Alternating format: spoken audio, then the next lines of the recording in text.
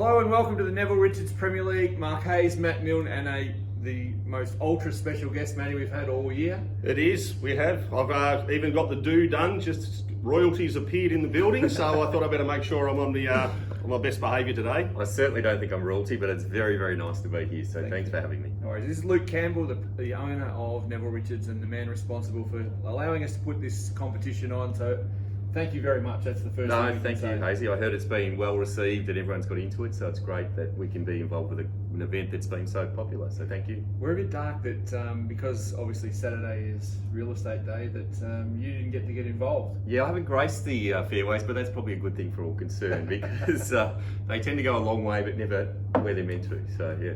We've had some great feedback, so hopefully it's all working for you.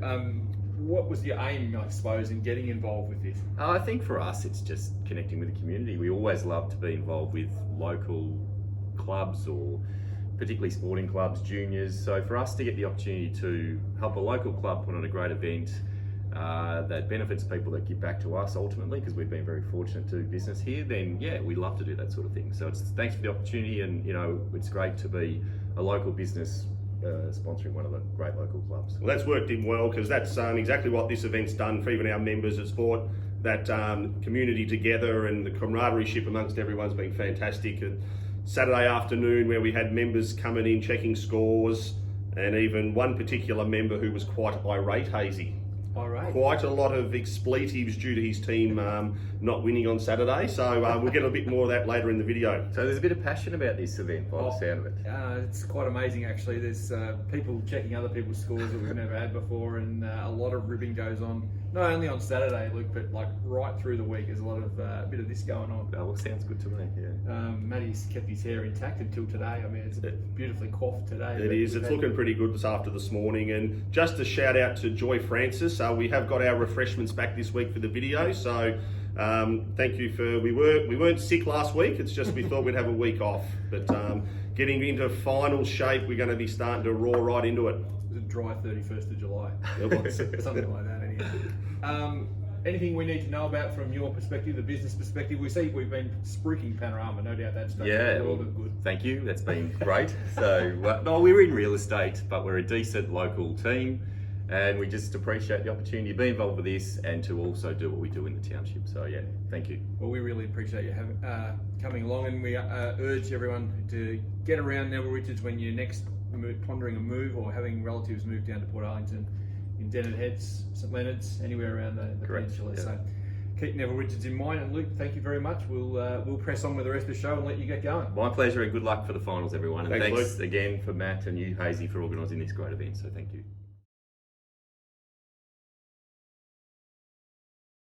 So Matty, how good to have Luke in here. Very generous with his support of the competition. So it was, Hazy. Definitely increased the intellect on the table, that's for sure. But then again, it wouldn't be hard when you've got Woody, Sweeney, and Kingy as past guests on the show. But yeah, fantastic that they've been involved, and hopefully we can keep them on next year when we roll through again for 2023. Yeah, it'd be just nice if we could get him out here having a hit at some stage. Yeah. He's a very busy boy, so we're grateful to have you on, Luke. Thank you very much for all your support over the year. Now, Matt, let's get back to round 14, the final home and away round of the season.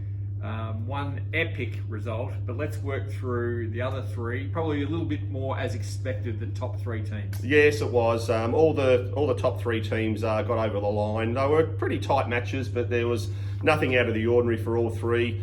We had the Hookers just kept going on their winning way, beating the Tornadoes 157 to 153. The Hookers had 9 players and the Tornadoes had 8 this week, which was good. For the Hookers, Kenny Hughes, after his ribbing last week by Sweeney, he jumped up with 33, as well as Ian Woodhouse with 33, Lynn Kirby 32, President Bowman 31, and Alan Sweeney had 28. While the Tornadoes, Judy Said led the way with 35, Jeff Holland 32, Paul Kirby and Belly had 29, and then Wardy and Ange Foot were 28. That score there counted. But there wasn't a heap of excitement in the game. They did enough to win, pretty low scoring. They did secure the minor premiership, so they've got the double chance in the first week of the finals. The Hookers were in control for most of it though. Judy got the Tornadoes off to a good start in the morning with the 35, but their team just couldn't sustain the momentum. Interesting though with Ian Woodhouse though, first 2 weeks of Premier League, best scoring last week. Not sure what happened in the middle 10 rounds, but he come out there, so hopefully he might be priming himself for finals. Do you think that Alan Sweeney copped a bit from Ken for the ribbing there? Yeah, well, I don't think Ken was too impressed actually, because he did have a day off during the week. Thought he'd been playing too much golf and had the Thursday off to sit back and rest and recuperate. And he came out on Saturday, and I think he might have his tail up and end up having the leading score for his team that week. There you go.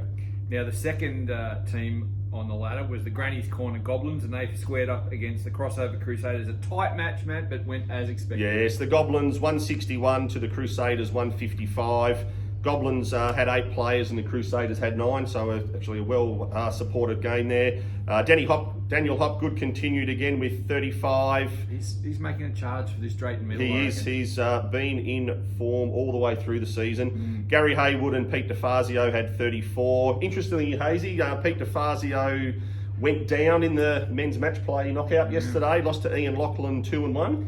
So, bad luck, Pete. Commiserations. There will be some more info on the website in the next day or two with some photos as well. So, bad luck, Pete, but you've got bigger fish to fry with the Premier League.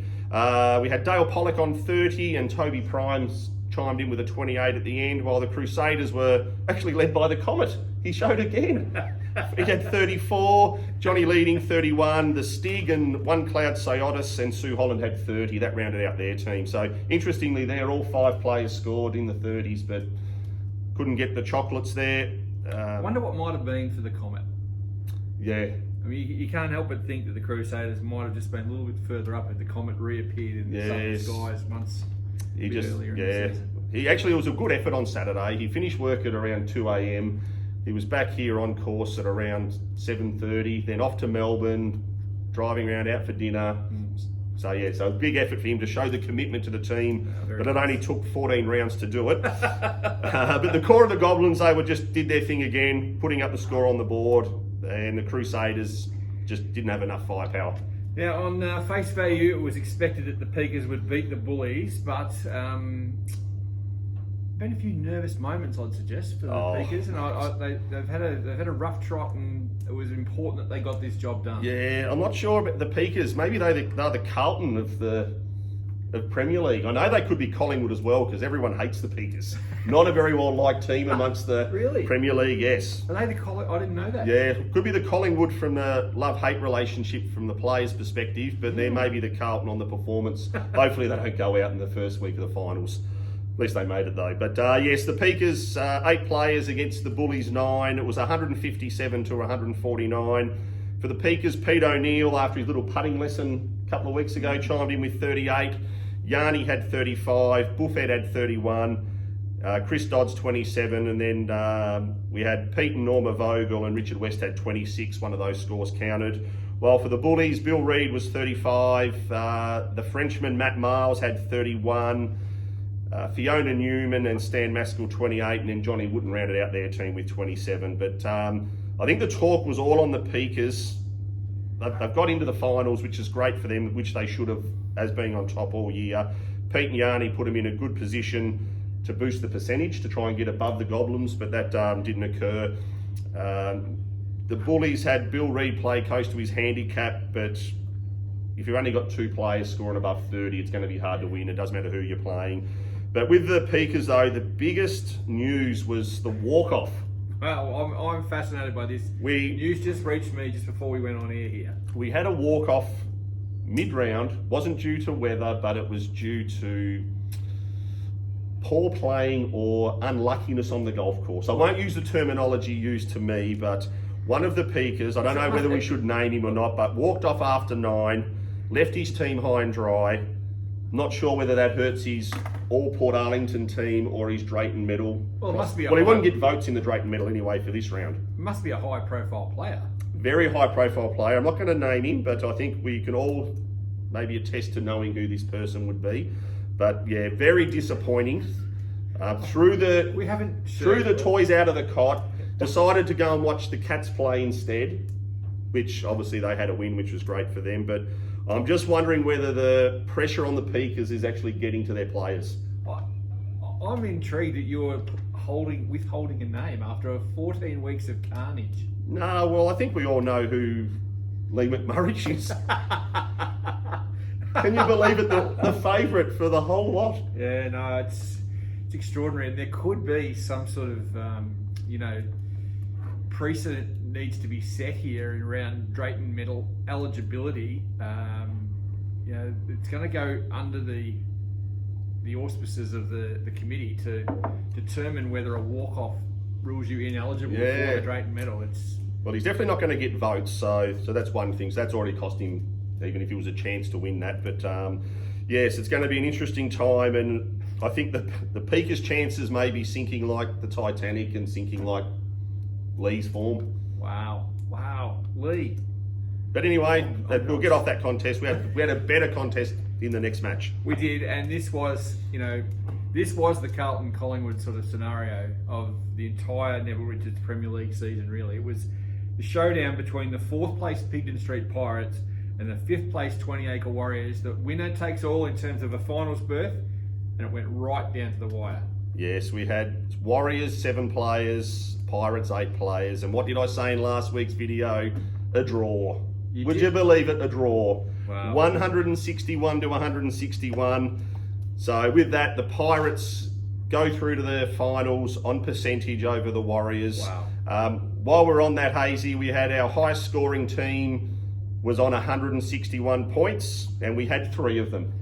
We had the Warriors, the Pirates, and the Goblins. So all those players will get 2 Callaway golf balls each. We've gone into the budget, and we're going to put in extra golf balls, so everyone gets 2 balls there. It's a bit hard to split 20 balls amongst 30 players. That's tough, although I could top one into 2 bits, so that might have worked. Yeah, but for the Warriors, we'll get back to the game. Ando Wooten, he stood up for a change, 36 points, and was he cock-a-hoop? He was around just beating the chest.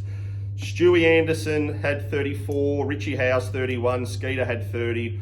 While for the Pirates, we had Pete Solahub, he stood up to the test as well, 37.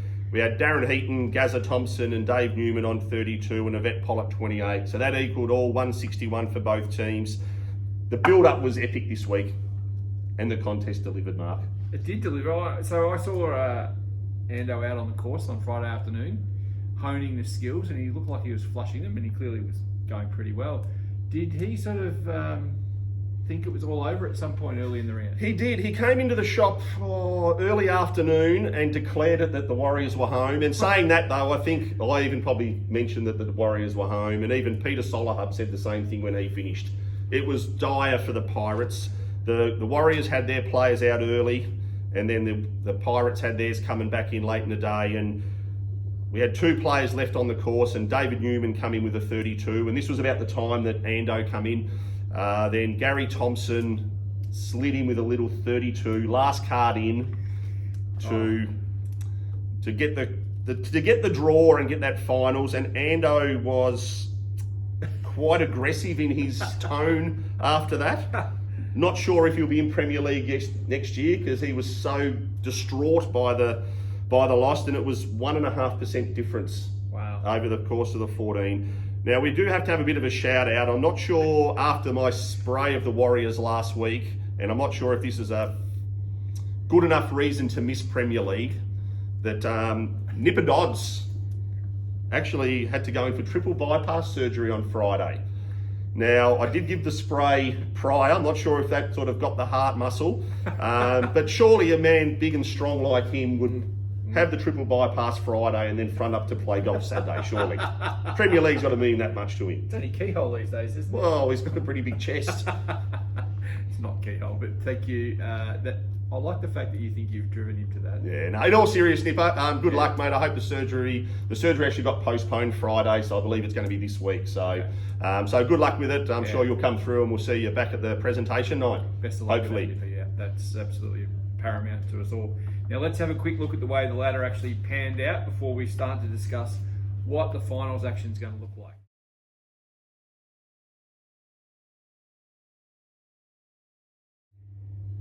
amazingly tight scenarios there, Matty, after 14, pretty tense rounds, and to have 3 teams within 2 points and a couple of percent there on top, and then obviously the battle for fourth there in the middle, and 3 teams at the bottom got pretty close too. So it's been a great season. It has. It's been fantastic, and I've been loving the banter and camaraderie of all the golfers out there. And yeah, so we have obviously this Saturday off due to Carnival of Golf, but we will be back into for the following Saturday for our first week of the finals. And how the finals look is that the first place Hookers will play the second place Goblins, and the winner of that will go straight into the grand final. It is going to be a clash of the Titans, probably the 2 most consistent teams for the year. Should be cracking contest straight into the granny. We know both teams will be at full strength because they do have regular players every week. So I'm really looking forward to seeing how this one plays out. And the other match on the semi-final weekend is Madonna's Peakers in third against the Pigden Street Pirates. That's of course a straight knockout. No double chance for those 2 teams. Pirates have hit form at the right time. Peakers a bit wobbly. We'll see how they come up, but they have been among the form teams all year, obviously. So we're going to have a full preview of that next week. We'll give it a spell right now. We won't have too much to say. Yeah, it won't be like it's a day of reckoning for the Peakers, like seriously. But going to be a good contest because when they met in the regular season, 1-1. So, and the big question will be, will McMurray play? Will he be suspended, I think is the bigger question. Oh, I don't think we can suspend, can we? But will he play out of his own accord? We can't, but there's no need to let him. Okay. But yes, will he play? That's going to be that'll be the $100,000 question. No, I like it. All right. Well, as I said, more on the preview next week. Matty, the dinner you did a little video, and we put the presentation night dinner on sale last week. It's gone pretty well. Already 55 people have taken up the opportunity. It includes 13 guests, which is right. That's good. Fantastic. So we're about half full. Very good. So hopefully, if you have not obtained your ticket yet, have a look at the email that Mark will send out, which will have the link to the Premier League function booking code. And if you are having some troubles with that, you can always see one of the staff at Member Services there, or see us in the Pro Shop, and we can get that done. So as a participant, you are entitled to a free ticket for the night, and if you wish to bring along your lovely, it's $50 for them for partners. So should be a great night. Should be excellent. So get in early, and if you're not going to come, let Matty know in the Pro Shop so that we can potentially let more tickets out to the guests, because obviously they're going pretty well. So that's about it, I reckon, Matty. Thank you, Hazy. Well, I've got the laptop here. Going to be doing some algorithms and that for the finals to really go up notch and lift up a little bit more in the video over the next week, because this is a big week of finals. And we can start the official count now. You and I are going to go into a vault and start figuring out the Drayton medal. Yes, well, I have had a few inquiries for some players regarding the all Portarlington team, and they're trying to come up with scenarios of how it's picked. And then when I did tell him that there was 10 or 12 criteria that you had to meet to be in this team, it blew all his calculations out of the water. That's why the computer's here. We've got it all under lock and key. Thanks again to Callaway, a big donation from them this week. 3 teams on the maximum score. Thanks to you, thanks to your Pro Shop, thanks to Neville Richards, and thanks to you for watching. We'll be back next week with a preview of the finals. Thanks, AZ.